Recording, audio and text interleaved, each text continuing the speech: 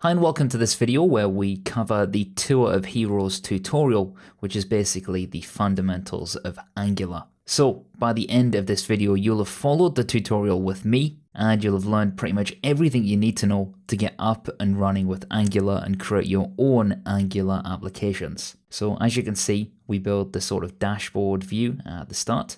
We click into a hero, we see some details. We also have a master list view of the various heroes like we can see here. So essentially we have a small app, but there's quite a few moving parts. And as you can see, when we update a hero as an example and hit back, that is persisted on the other route. So I hope you find this video useful. Let's jump into the first section here, the application shell. So using the Angular CLI, we'll essentially be setting up our environment, creating a new workspace and initial app project, serving that in the browser, and then looking to make changes to that application.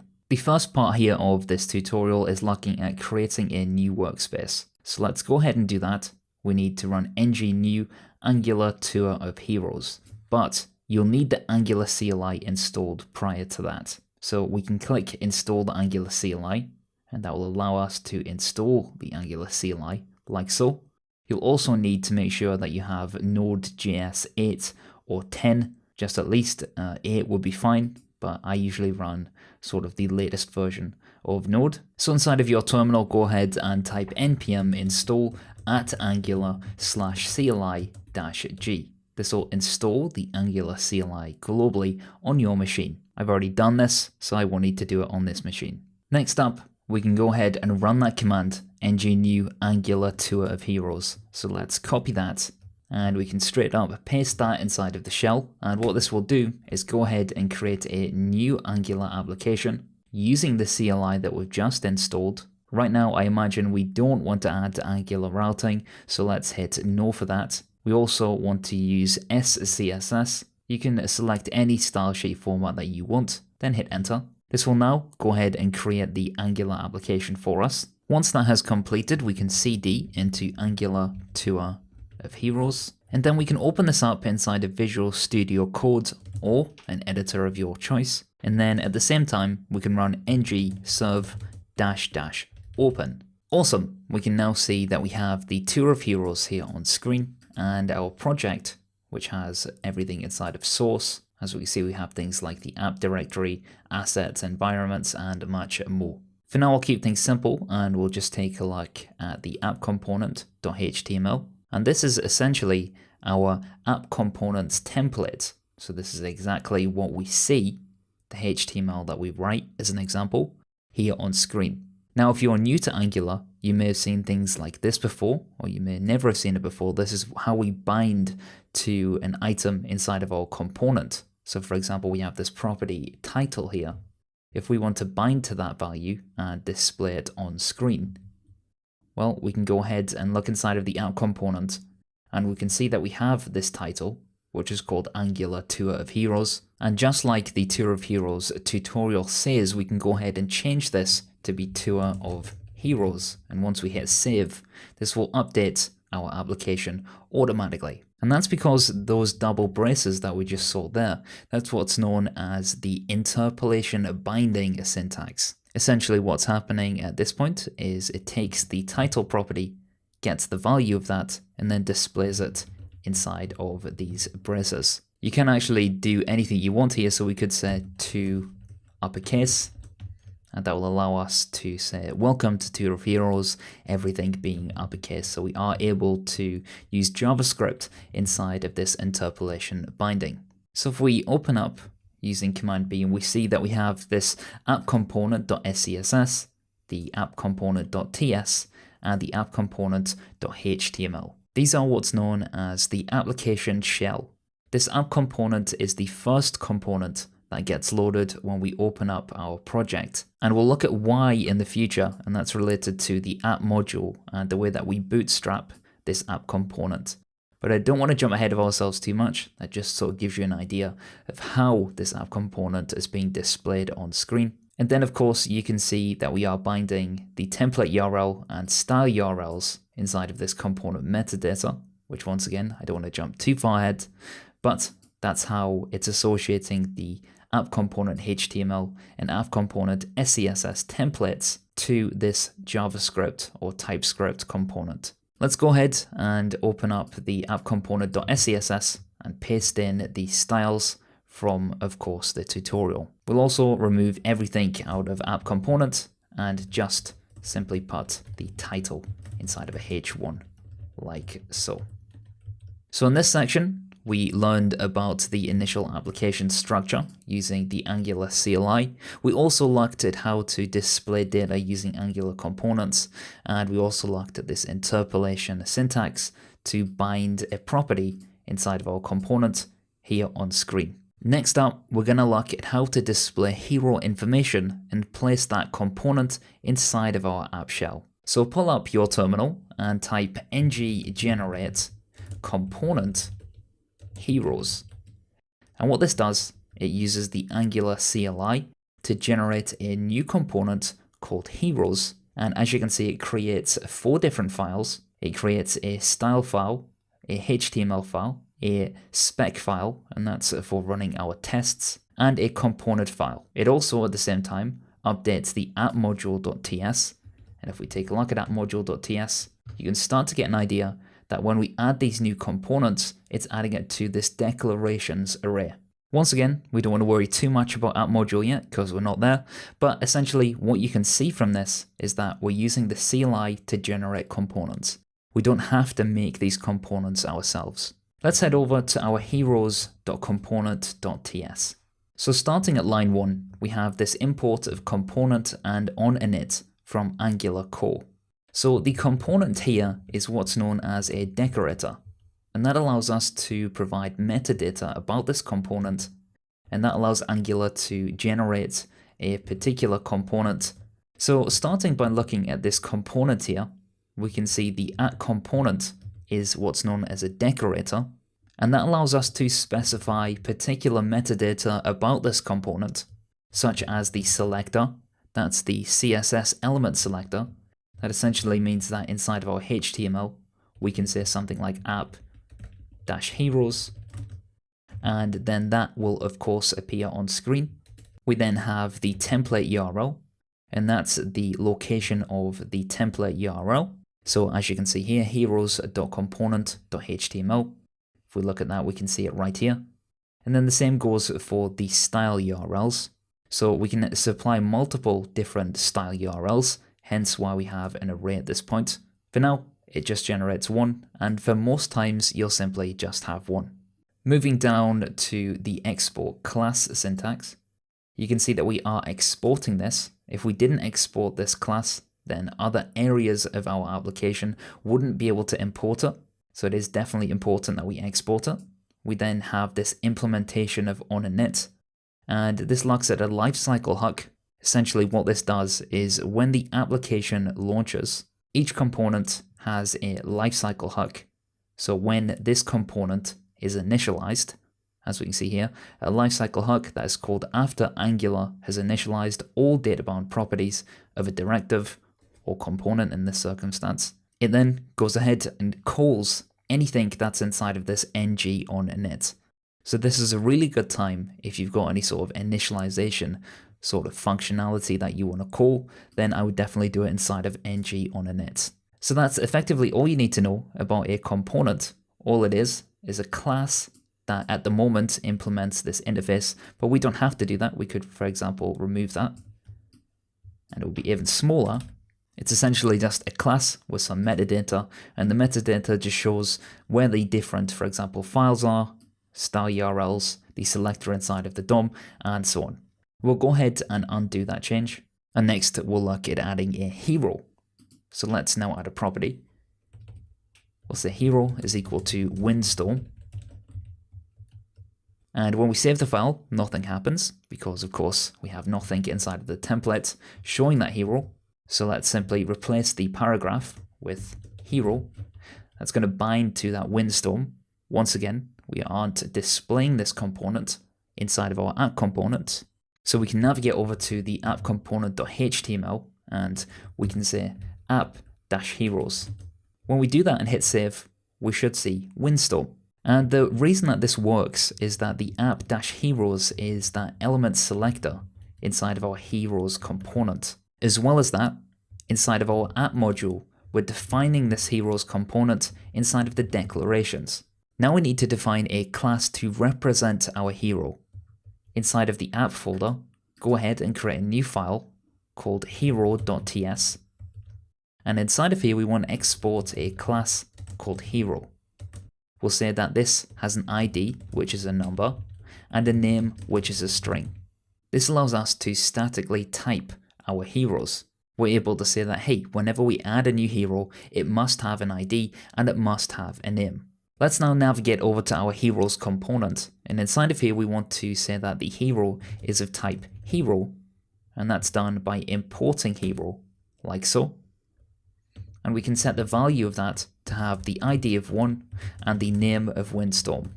This now makes it so that we have an object which has an ID of 1 and a name of Windstorm.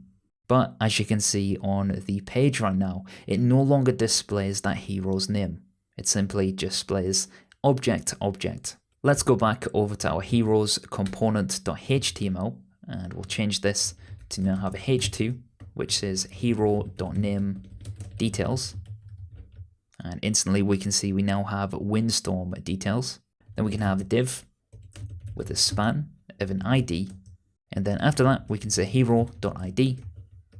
And we can copy this to say name and then hero.name. When we save the file, you can now see that we have this Windstorm details of ID of 1 and name of Windstorm. Once again, we're using this template binding syntax to bind to that particular hero. And next up, we're going to look at how to use a pipe to format the way that the hero's name looks. So by default, Angular comes with a few pipes, one of which happens to be the uppercase pipe. After the name, go ahead and use the pipe operator. It looks something like this. It's the straight line pipe. And then type uppercase. When we hit save, you'll notice that Windstorm becomes capital. So why exactly and how is this happening? Well, it's calling the two uppercase like before, but it's doing it in a different way. When we create a pipe, it has what's known as a transform function, and it passes whatever we pipe into it, which at this moment is the hero.name, and then it returns a new version of the hero.name, but this time with the transform associated to that, and that's of course the uppercase pipe. You'll also be glad to know that it doesn't change the hero name itself, and that's why the binding for the Windstorm up at the top here hasn't changed. So there's a variety of other pipes that you can use out of the box with Angular that have things like formatting strings, currency amounts, dates, and much more. You can also create your own pipes if you want to, and that will allow you to format strings or whatever else you need to do in a more custom way. Next up, we want to look at ng model and ways in which we can edit the name of a particular hero. This will be done with two-way binding, and that's the two-way binding syntax ng model, and we'll look at that just now. So what we need to do is, instead of at the moment just displaying the hero's name, we can change the span to be a label, and after the label, we can go ahead and pass an input with the placeholder of name, and then we want a bracket, and inside of the bracket we want a parentheses, and then we'll say ng model. We'll set that equal to the hero.name. Let's hit save and see what happens. Well, as soon as we do that, we have a white screen, and that's because we haven't imported what's known as the forms module. If we take a look in our console, you can see that it says that we can't bind to ng model since it isn't a known property of input. And this essentially means that ng model doesn't exist on the input property by default, or rather the input element. So what we need to do at this point is head back over to our app.module.ts. And as we've sort of alluded to before, this app module sort of determines how our application is fit together. This allows us to determine which other areas of Angular we may want to import, and then in the future we'll create our own modules, which will essentially be like this app module, but each module will only be able to say what they need. So instead of maybe importing something that only one tiny part of the application needs, we can segregate that over to that part of the application and only have that module import what you need. That may not make sense right now, but that's fine. We'll see this as we start to import the forms module inside of this imports array. So let's add forms module. Then at the top, we can take from import Angular/forms, and we'll want that forms module, and that will allow us to, of course, access ngModel. And once we save the file, you'll notice our application does come back to life. So hopefully this is starting to make a little bit more sense. When we import the forms module, we now get access to ngModel, and that ngModel allows us to listen on a two-way binding to the value of hero.name. And you'll see exactly this when we come to change the name of our hero. For example, let's call our hero Ragnaros. Once we do that, the hero has been updated by default, and instantly you can see the results of that. Just to quickly go over how exactly that works, that's because we're listening to the value of hero.name, and inside of our input right here, we are listening on this input to the value of hero.name, and anytime that value is changed, we're of course updating that value, and then this updates the details like so. Of course, the values aren't persisted because anytime we save the file or refresh, the heroes.component.ts is setting that value to be windstorm. So you may find that any changes you make at this point aren't persisted, and that's normal. So looking at our app module just once more, we can see that of course when we made that new component with the Angular CLI, it was added to this declarations. So as you can see, when we look at declarations, we can see the set of components, directives, and pipes that belong to this module. Declarables, so something like the component right here, it only must belong to exactly one module. So when we come to create multiple modules in the future, maybe we have something like a heroes module.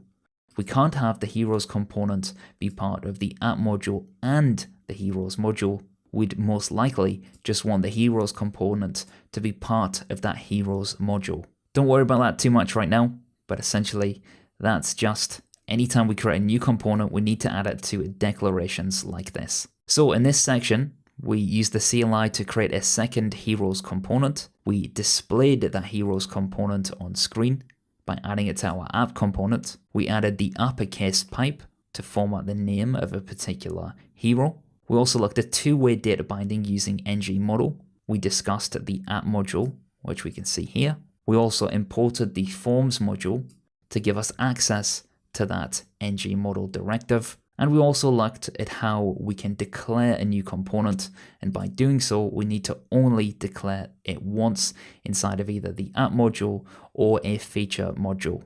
Next up, we're going to be displaying heroes inside of a list. So inside of the source app folder, let's go ahead now and create what's known as a mock heroes.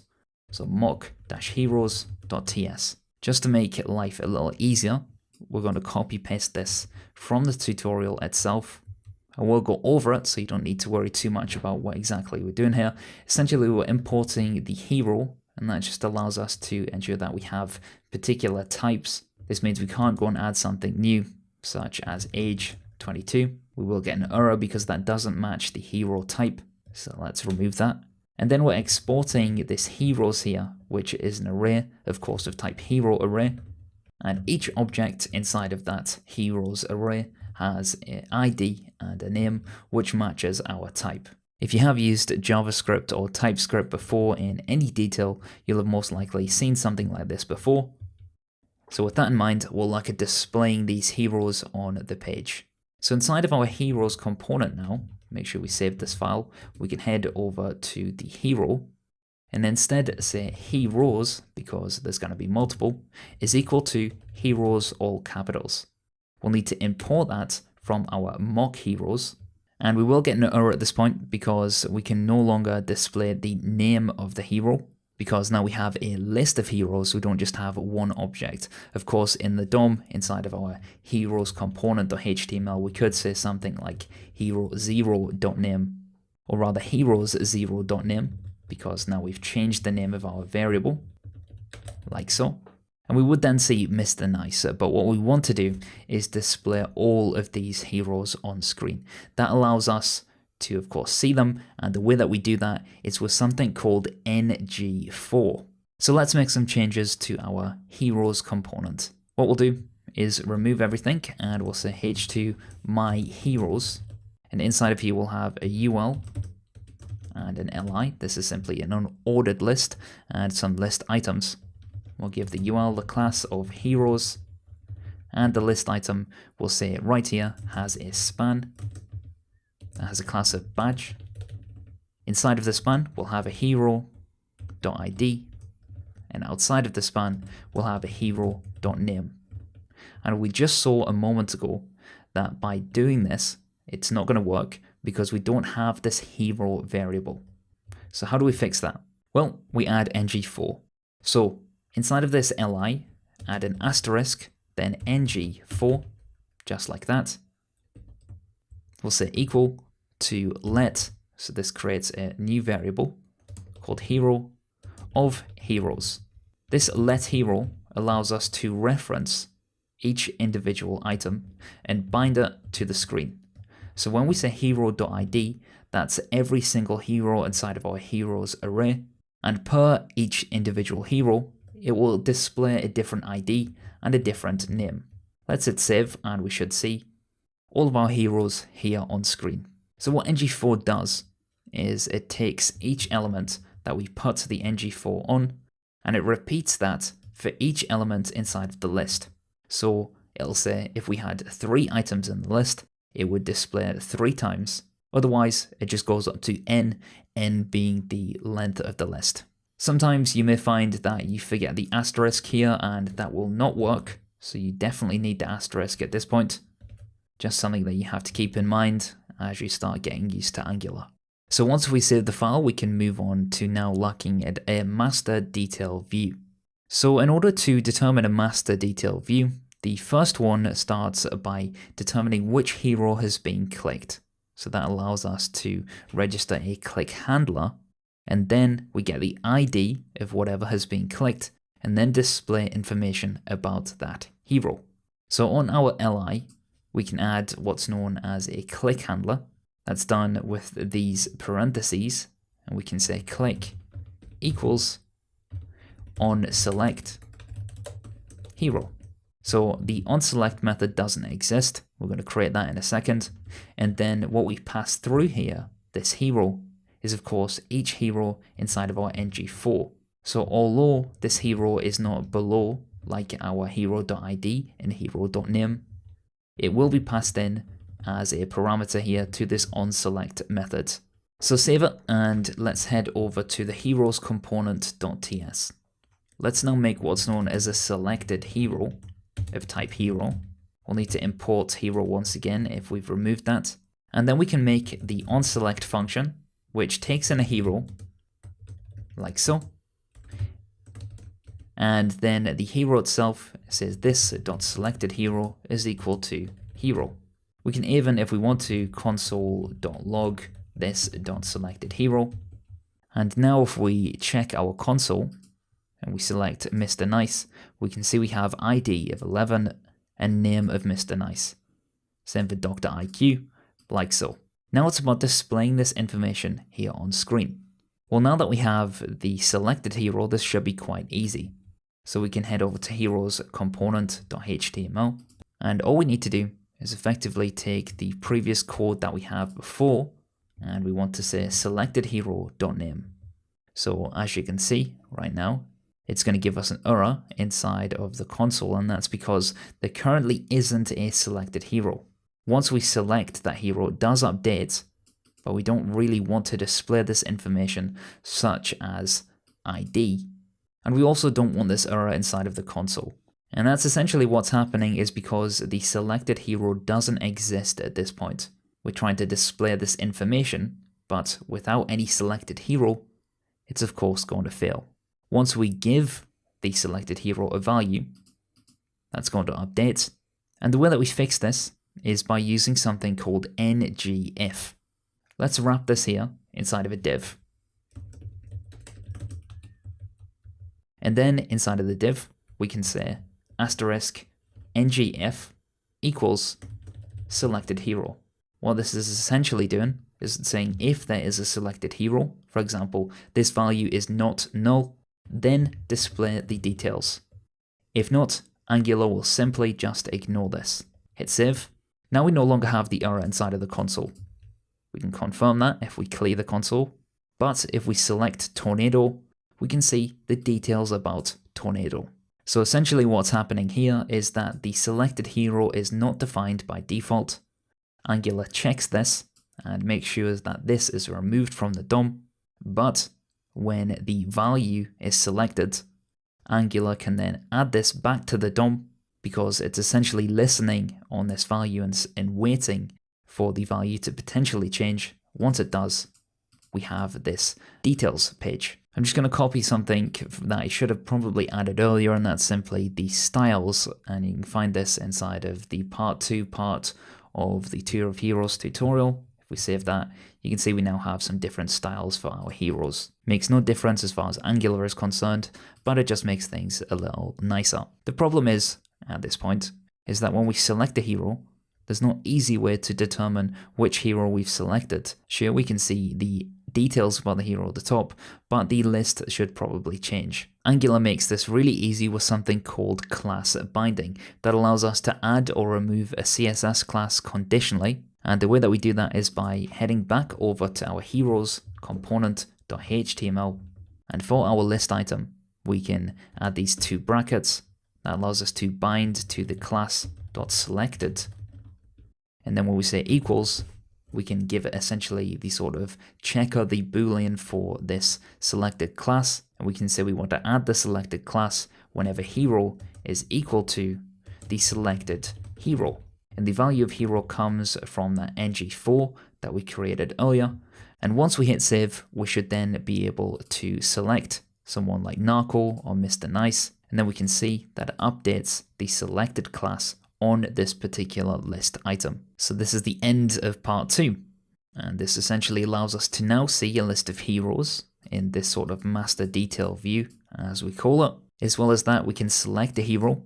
We can also use ng4 to iterate over the heroes list. We're using ngif to conditionally display some information about the hero. And finally, we're binding to this class.selected. And that allows us to, of course, bind to a particular value based on the value of selected hero, i.e. at this point we have the class selected being added whenever the selected hero matches the hero. But we do have a problem at this point, and that's because this heroes component almost does too much. What we want to do is split up large components like this into smaller sub-components, each component then focusing on a particular task or workflow. Let's take some time to create a hero detail component. Once again, we can use the Angular CLI to do this. Let's do ng generate component hero-detail. Hit enter. This will go ahead and create the hero detail component, as well as update the app module.ts. Let's head over to the hero detail template. That's inside of the hero detail component.html, and we'll paste in what the template should look like. Starting from the top, we're checking to see whether we have a hero. If we do, we're displaying information about that hero. And then of course, we're binding to the hero.name inside of an input like before. But at this point, we don't actually have a way to pass in the value of hero into this component. And that's going to be done with the input. So let's head over to our hero detail component.ts, and then we'll import our hero symbol like before. As well as that, from Angular core, as well as component and on init, we'll also need input. Then we can use the input decorator, and we can say the input decorator hero of type hero. That allows us to pass a hero into this component.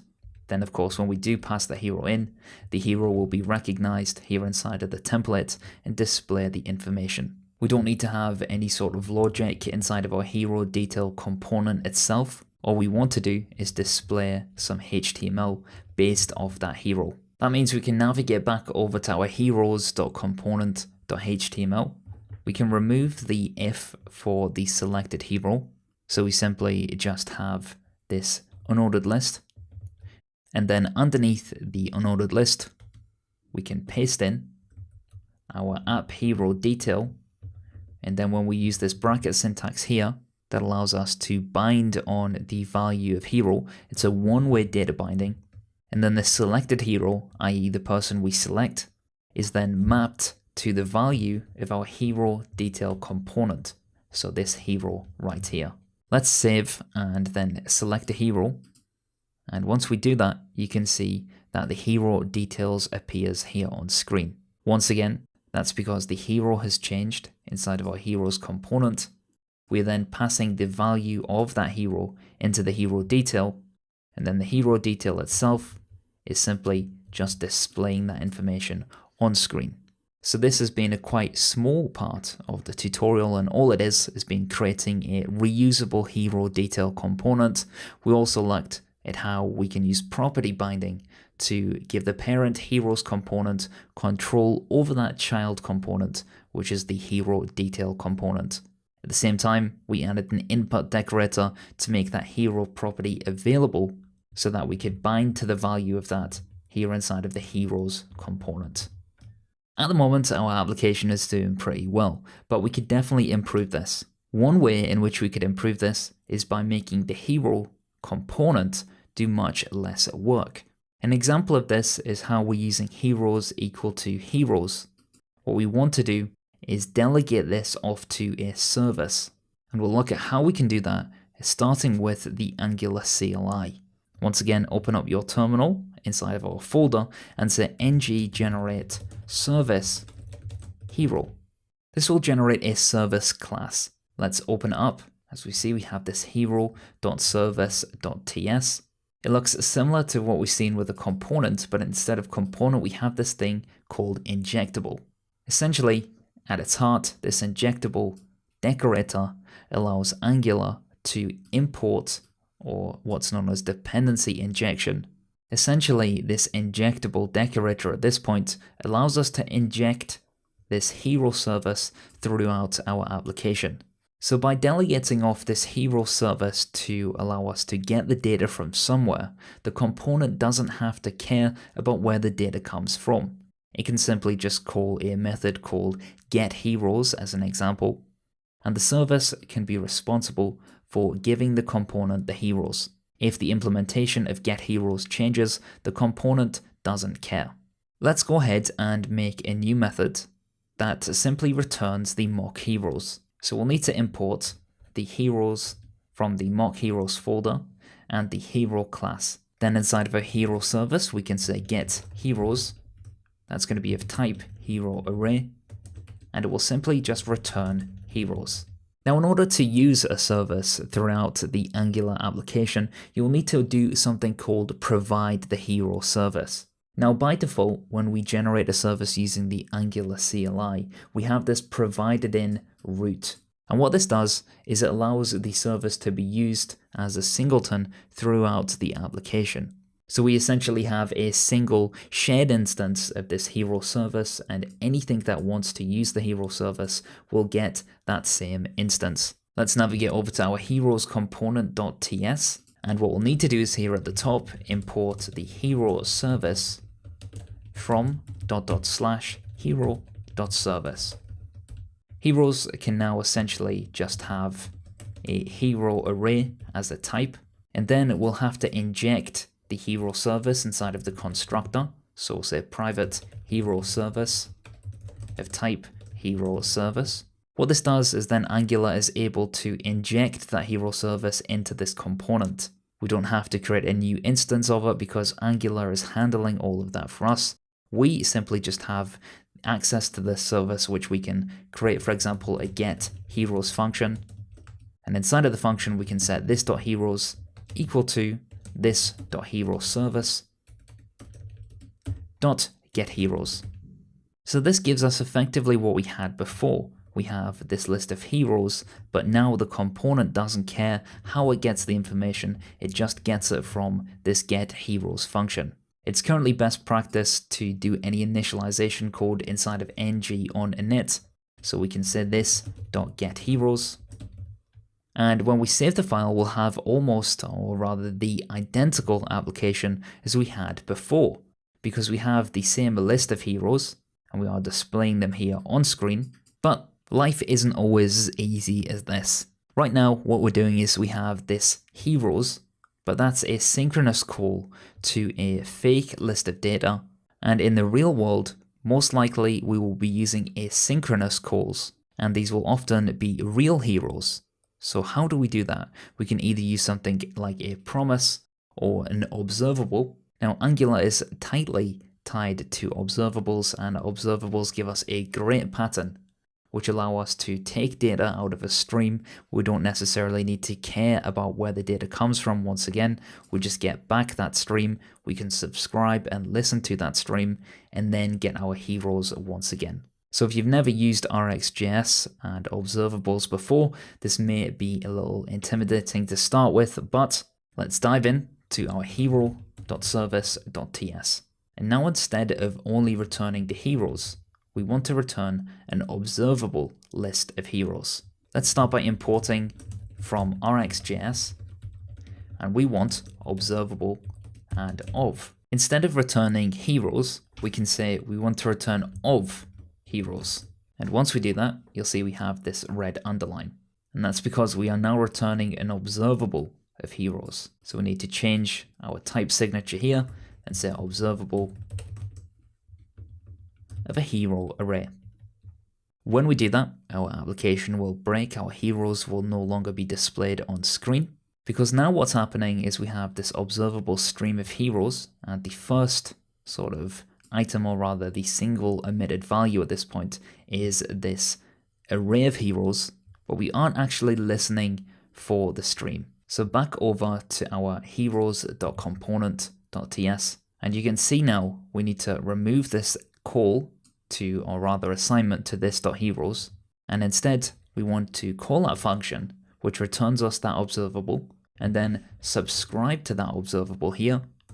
We then get back a list of heroes inside of what's known as the observer, which we can then assign our this.heroes equal to heroes. Once we save the file, we have exactly like we had before.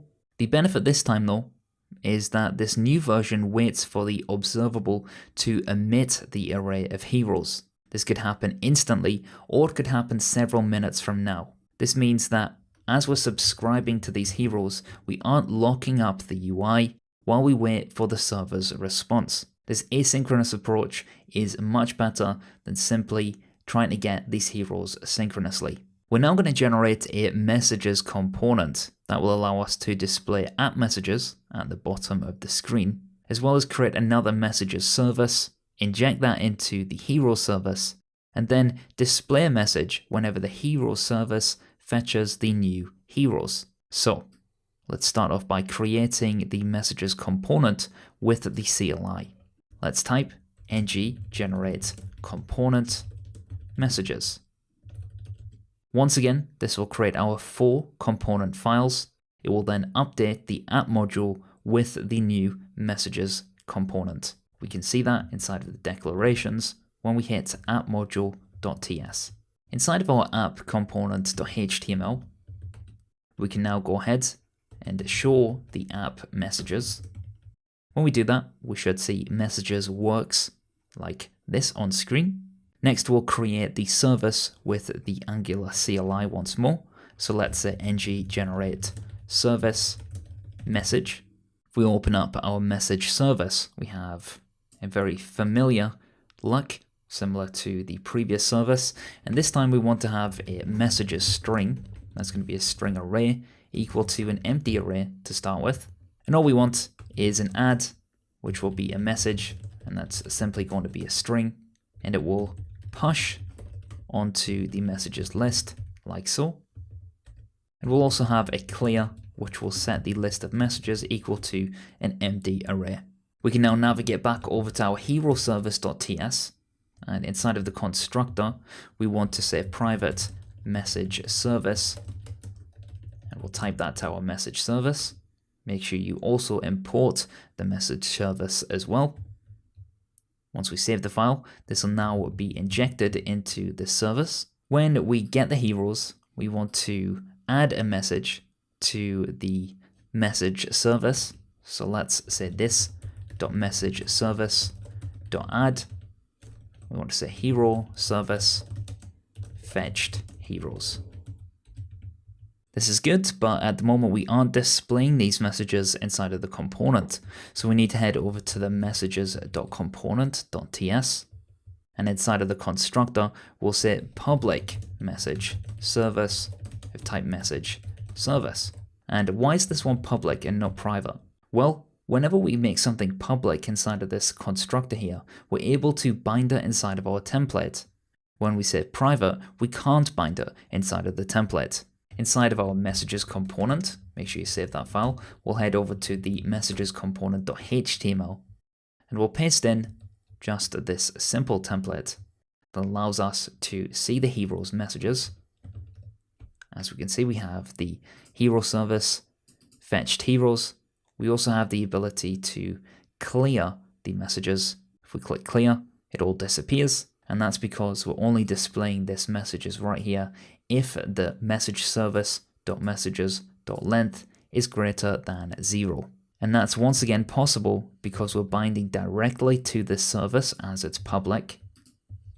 And if we look inside of the message service, it has these two public methods that allows us to obviously either add, clear, or simply bind to this messages string array. So at the end of this part, the part 4 of the tour of heroes, we've refactored the data access to the hero service class. We registered the hero service as a provider, and we did that at a root level so that can be imported anywhere inside of the application. We also looked at the dependency injection to inject various things. At the moment we're injecting a service.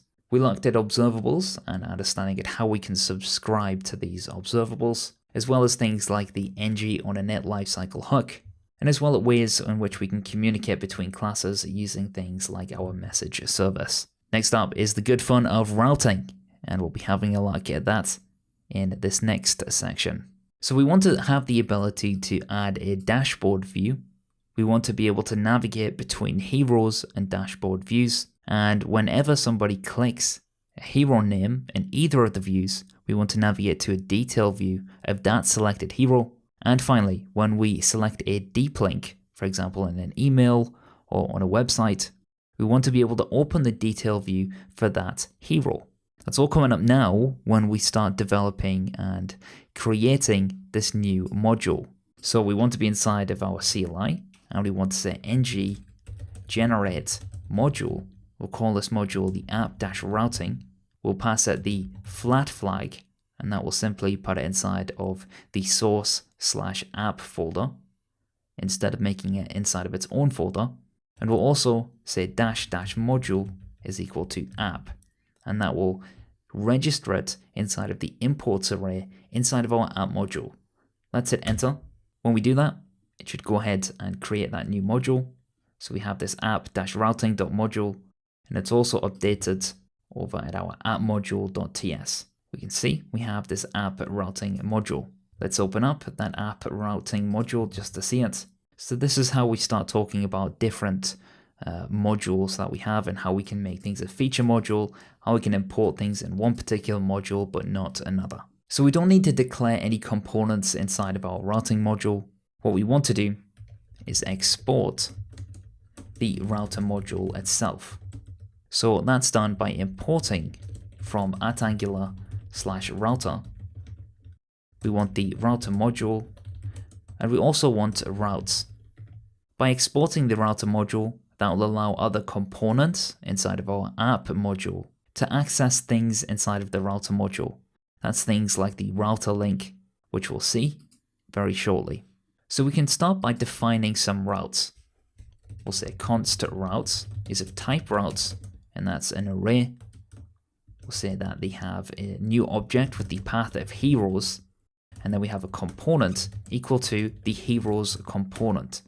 So we'll need to import that component, and as you may be able to tell, what we're starting to do now is make the routes inside of our application that correspond to a particular component. So when we navigate to localhost 4200/heroes, we'll be given that heroes component. Inside of our app module, we can now go ahead like so. Inside of our imports, we can go ahead now and say router module dot for route and pass through those routes. At the moment, we just have one route. Let's now go over to the app component.html, and where we have app heroes, replace that with the router outlet. So you'll notice that our application has now disappeared. But at the top here inside of our address bar, if we go to /heroes and hit enter, you'll see that our heroes appears on screen. Not exactly great. So not exactly how we want to navigate to that page. So underneath the title, let's make a new nav, and we'll use something called the router link directive. And when we say /heroes, this will take the user whenever they select heroes to that route. So let's select heroes, and then you can of course see the heroes here on screen. Next up, let's create a dashboard. That means going over to our CLI and typing ng generate component dashboard. As we've come to expect, it's going to create the 4 files and update our app module.ts. Inside of the dashboard, we can go ahead and replace the content in these 3 files that we get from the tutorial, and that starts off with the dashboard component.html. All this is simply just iterating over each one of our heroes and displaying that here on screen. Our dashboard component at this moment in time just simply gets access to those heroes once again. And finally, we want to go over now to the dashboard component.scss and save the file. That will give us access to the style sheet. Inside of our app routing, we want to go ahead and add a route for this dashboard. So let's add another item. This time we'll say path equals to dashboard and the component equal to dashboard component. Make sure you import that once again. But we don't want to have to keep navigating towards this component. We want to add what's known as a default route. So let's add a default route above all of these with a path of nothing. And we'll say we want to redirect to /dashboard, and the path match should be full. So whenever the path is dashboard, it will navigate us over to the dashboard. So let's go back to the default, and we can see now we have here top heroes. Because these 2 items here are above the router outlet, that's why they continue to display on screen. So if we look inside of our app component.html, we have the title, we have the nav, and then we have the router outlet. So anything inside of this router outlet, for example, when we select heroes, is replaced, and then we can see the results of that on screen. Let's add a link now to that dashboard. So now we can navigate back and forward between the 2 items. We have the dashboard and we have the heroes. Let's now make it so that we can navigate to the hero details. Starting off inside of our app routing module, we have this new path that we can create. And that's going to be the path of detail/:ID. And the :ID is what's known as a parameterized route. And that's essentially going to say if this matches the pattern, for example, the detail, then /an ID, and that ID can be anything, then we want to display the hero detail component. So let's say component, hero detail component. We can update our dashboard component. So if we head over to our dashboard component.html, we can change our A to use that router link to /detail/hero ID. Now whenever we select a hero such as Narco, we're taken to detail/12, and that's because that's the ID of Narco. Same for magenta, and so on. In our heroes component.html, we currently have an onSelect, and that's how we're displaying information on screen about that hero. But instead what we want to do is add a router link to a detail page. So go ahead and remove that click event here. We can also go ahead and remove this class.selected because we're no longer concerned about whether the class is selected or not. And now inside of our span, or rather above that span, we can make an A tag with the router link equal to /detail/hero.id. And inside of that A tag, we can have that span. That means we need to update our heroes component.scss. So I'm going to paste in the new styles, and that's from, of course, the part 5 of this tutorial. So while our heroes component still works, at the moment we aren't displaying any detail inside of this hero detail component yet, we aren't making use of things like this onSelect method. So let's simply remove that. And then we also don't have a selected hero, so we can remove that as well. Our application will remain just the same. Now let's look inside of our hero detail component. What we want to do at this moment is inject, or rather import, the activated route and the location. We also want that hero service, so let's add that too. And then inside of the constructor, we can go ahead and inject each one of these things. So we'll say private route, activated route, private hero service, and finally private location. So the activated route, what that does is it holds information about the route to the instance of this hero detail component. So for example, when we select a hero with the ID of 21, that will give us the ability to get the hero based on this ID. Our hero service, of course, as we know, allows us to get that information from a server, or at the moment just from the file system. And then location can be used to, of course, navigate backwards and forwards and interact with the browser. Let's now make a get hero inside of this component. I'll return a void, and we'll say const ID is equal to this.route.snapshot.parammap.get ID. That's going to give us the ID back, but that's going to be a string. So we'll need to put a plus before this, and that will convert that to a number. And then based on that ID, we'll say this.heroservice.getHero. We'll pass through an ID, and then we'll subscribe to that.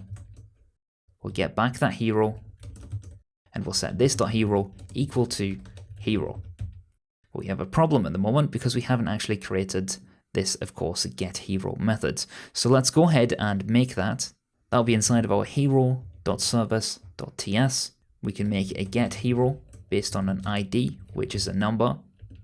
That's going to return us an observable of hero, because it's going to be an individual hero.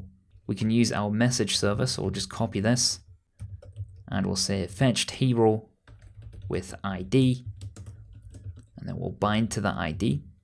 This is what's known as template binding, and that's done with this backtick here. And finally, we'll return an of, which is essentially just an observable of heroes.find, and we want to find where the hero matches that ID. Finally, let's now remove hero from being an input to simply being defined here on the component. That means we no longer need this hero detail inside of our heroes component.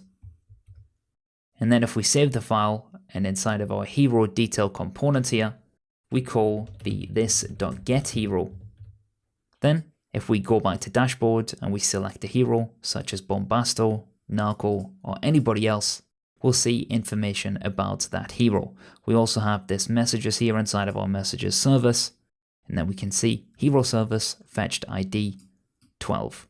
Inside of our detail page, there's one last thing to do, and that's simply to add a button, and we'll call the go back function. So that's inside of our hero detail component, and we just need to make a quick function called go back.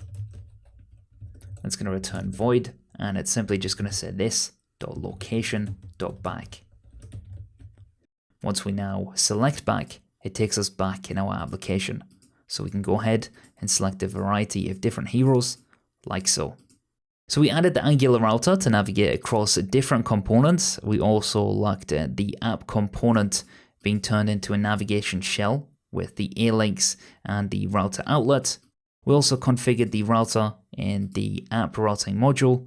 We defined some routes, we used the router link, and we also, at the same time, used the hero service across multiple components. So we're nearly done. What we need to do now is go ahead and use the HTTP. This HTTP client is going to allow us to get hero data with HTTP requests. And because this video is getting a little long and sort of HTTP comes under what I would consider extra functionality, I'm going to show that inside of a new video coming up on the channel. So if you've liked this, let me know inside of the comment section below. I appreciate this has been a longer one. Don't worry, it's been a long one for me as well. Simply go backwards, forwards, follow this tutorial if you're new to Angular. Hopefully you'll find out that by the end of it, you sort of understand how each one of the components work together.